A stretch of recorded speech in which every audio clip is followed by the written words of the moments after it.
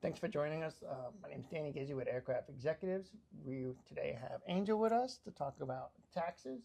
We'll talk about depreciation benefits, sales and use tax items, and property tax kind of stuff.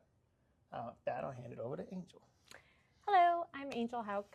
My firm, Houck Christensen, we are CPAs, but all we do day in and day out is business aviation. So everything from tax planning for structuring, making sure that we're kind of marrying in with the FAA compliance, that you have all the pieces together, and then ongoing compliance for federal, state, local, international, whatever level we have of the taxation that comes with aircraft ownership and operations. Great. With that, I guess we just jump into what everyone wants to know about at the end of the year is what tax depreciation benefits can you get when buying an aircraft? Sure. So, obviously the biggest cash outflow that comes with aircraft ownership and purchasing is the actual purchase. And depreciation is the tax way of getting the benefit of that purchase. Since an aircraft lasts more than a year and it doesn't necessarily, it's not consumed in that year, the depreciation is the life and how long you get to take that. So, we hear a lot about bonus depreciation and what's out there, and then, what happens if you don't qualify for bonus depreciation. Bonus depreciation is a great option. It was brought into place to incentivize people to spend money and buy new assets because it helps you get that tax benefit right away where it would generally be over a period of time. But of course, like anything with the IRS, there are conditions to meet that. You have to meet minimum business use requirements, which I think is the biggest hurdle that we meet, not necessarily just business use, but business use within the entity that owns it. So really looking at the nitty-gritty details of how are we going to own it, who's going to operate it, that can come into play on whether you either qualify or not. And then, just a couple other conditions. Is the aircraft new? Is it pre-owned? What level of depreciation do you qualify for? So most people buying an aircraft this year are going to qualify for, if they qualify, is going to qualify for 60% bonus depreciation, which essentially means you get to write off 60% up to 65% of the purchase of your aircraft in the first year.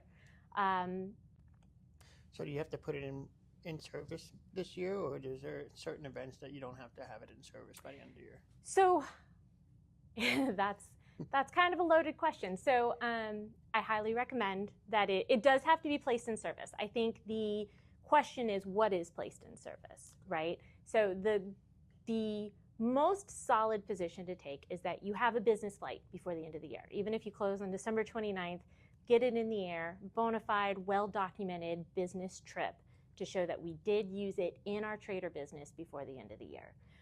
There are occasions where you have it and you don't use it because you don't have a flight to take on New Year's Eve, but there was nothing preventing you from taking that flight. You had pilots, you had insurance, you were legally allowed to fly.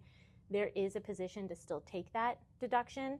However, in all instances, it does have to be ready and available for you to use before the end of the year. Okay. So this year there's only 60% remaining of the bonus depreciation that everyone likes. What would next year's look like? So it's scheduled to phase down. So the laws came into place in 2018, and they were 100% for many years, which I'm sure a lot of people have heard about. And then now they're in the sunset phase down era. Sure.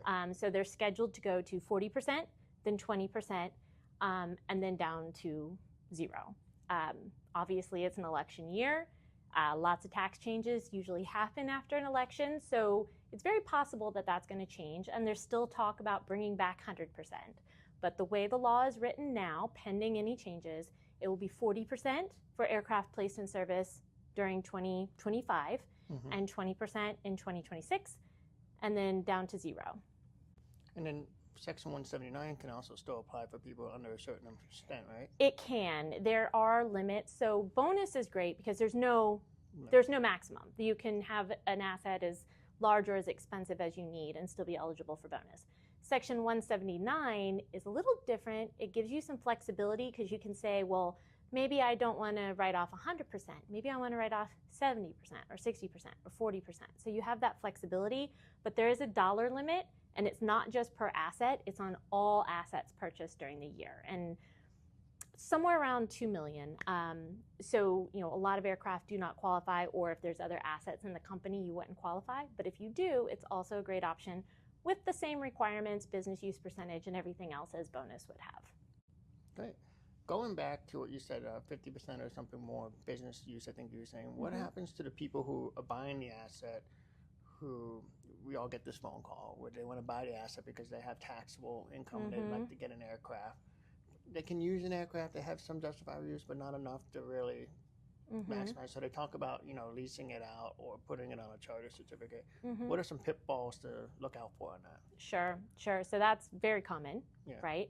And not just for the business use, but for cash flow and all those other good things that come with leasing and chartering your aircraft.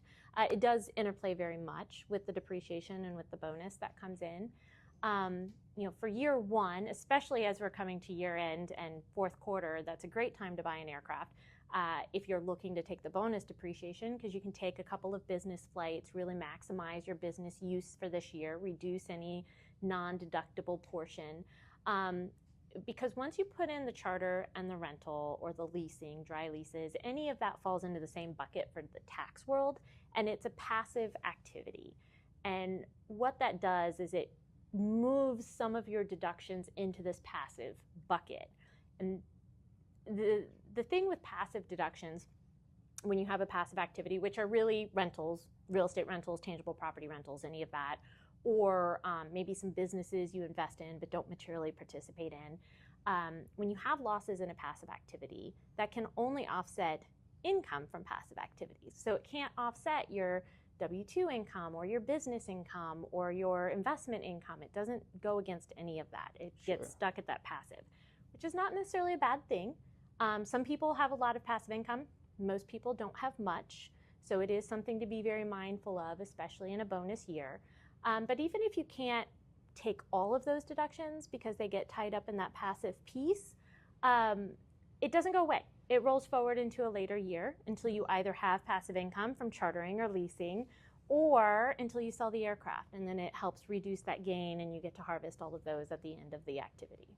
Great. Before we move on to sales and use tax, any other thing we should cover on depreciation benefits?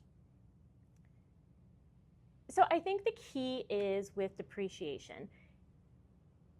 If you don't qualify for bonus, there's always depreciation for business use. So, there's straight line, which for most Part 91 aircraft will be a 6-year straight line depreciation. There's a regular 5-year, what we call maker's depreciation, where you kind of take the first 50% and then it tapers off after that. So just because you don't qualify for bonus, or maybe you can't use bonus in 1 year, doesn't mean you're not getting something else. It's just the speed at which you're going to take the depreciation. But if bonus or accelerated depreciation is a goal for you, the biggest piece is to make sure you're planning up front. The structure is going to play very much into that. If you have related party leases, or if you have charter or dry leases, that's all going to impact your bonus depreciation. And it's not necessarily something we can go back and fix after the fact. So you don't want to find out next year when you're filing your return that it should have been structured a different way. And also to make sure that you understand what is considered business usage, what's going to count towards that minimum business use requirement, because it's not all business use, it's only specific business use.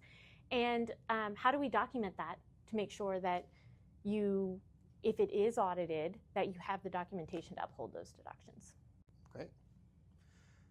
I guess the next topic is about closing in tax-friendly states.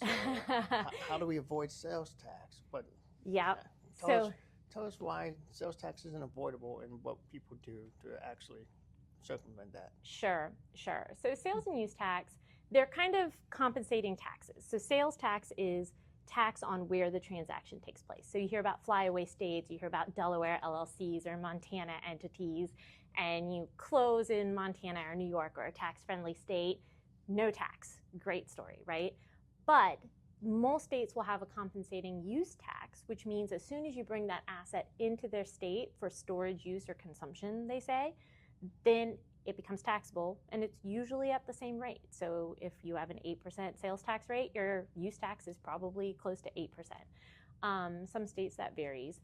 So since aircraft are mobile property, we have to look at not just where the transaction takes place, but where it's going to live, and then where it has significant ties. So if you have a home in Georgia and a home in Colorado, and you're going to be using it in both places for a significant period of time, really looking to make sure that you've vetted the closing location, Georgia, Colorado, those specific places that could have potential nexus to tax that aircraft. Great. What else do we got left? We got property tax. So I guess the last thing is people, just like any other major kind of asset, you have property tax. So I'm sure you get a lot of phone calls about, oh, what is this? Yeah, so property tax is one of those things, with sales tax, there's a lot of strategies you can use depending on the state. And, the United States, we have 50 states, and they all have a completely different set of rules. And so you've got to manage those and say, okay, well, the aircraft is going to be here, it's going to be here, it's going to be here. How are we going to manage that sales tax? Property tax is even more. It's by county in most states. And unfortunately, there's a little less planning you can do on that. Sure. Some states, it is what it is. And, if it's there, there's not really a way to avoid it.